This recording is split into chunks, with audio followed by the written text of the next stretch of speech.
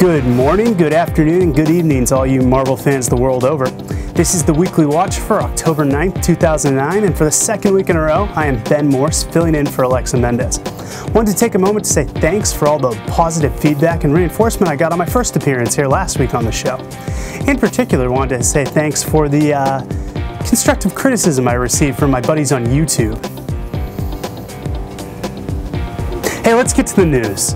We have yet to find a cure for Spider-Woman fever here at Marvel.com, but that's good news for those of you enjoying the world's hottest motion comic. This week we've got a special behind-the-scenes making of Spider-Woman feature with an inside look at the unique world of Jessica Drew and interviews with the likes of Joe Quesada, Alex Maleev, and the folks over at Motherland. But Spider-Woman's not the only lovely lady who graced Marvel.com this week, as uber-talented actress Kristen Belle took time out of her busy schedule to talk comics. K-Belle has played a teen detective, an electricity-tossing bad girl, and more, but what Marvel heroine would you like to bring to life on the big screen? Find out all about that, Kristen's friendship with Captain America writer Ed Brubaker, plus her latest flick, Couples Retreat, in theaters now. And the stars keep on coming, as we also chatted with Nick Harmer of Death Cab for Cutie this week in the latest edition of Unstable Decibels. The badass bassist weighed in on his favorite X-Men stories, some wild convention tales, and a yarn or two about music as well. Now, I may be more of a Poison man myself, but until Bret Michaels returns my phone calls, I highly suggest you give Death Cab a listen and this interview a look. Looking to expand your universe? How about your Marvel universe? Well, you're in luck, because our pals at Rizzoli have you covered with Marvel, the Expanding Universe Wall Chart, a massive and unfolding guide to the interconnected relationships between everybody from the Fantastic Four to the Blonde Phantom. We've got video of this landmark tome here on Marvel.com, and you can order it for yourself at the Marvel Shop.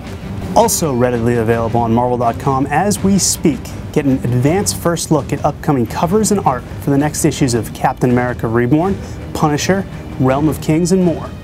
And speaking of sneak peeks, this week saw the debut of a new Sorcerer Supreme in the Marvel Universe, as Jericho Drumm graduated the Medical School of the Mystic Arts and became Dr. Voodoo, Avenger of the Supernatural in his new ongoing series, from writer Rick Remender and artist Hefte Paulo. Gaze into the future at the second issue of this new look at Marvel's magical side, with Crystal Ball we call the Watcher World Premiere. Got a hankering for more voodoo? Head to Marvel Digital Comics Unlimited for the Avenger of the Supernatural's exclusive digital prologue. In the mood for some more new comics? Walk with me as we take the journey that can only be called This Week's Stack. It's a new era for the man without fear, as writer Andy Diggle and artist Roberto De La Torre take the reins of Daredevil with issue number 501. But what's Matt Murdock doing leading the Hand? On the other end of the spectrum, Gorilla Man locks paws with Wolverine's claws as Jeff Parker and Carlo Pagulayan present X-Men vs. Agents of Atlas number 1. And so we conclude another edition of the Weekly Watcher.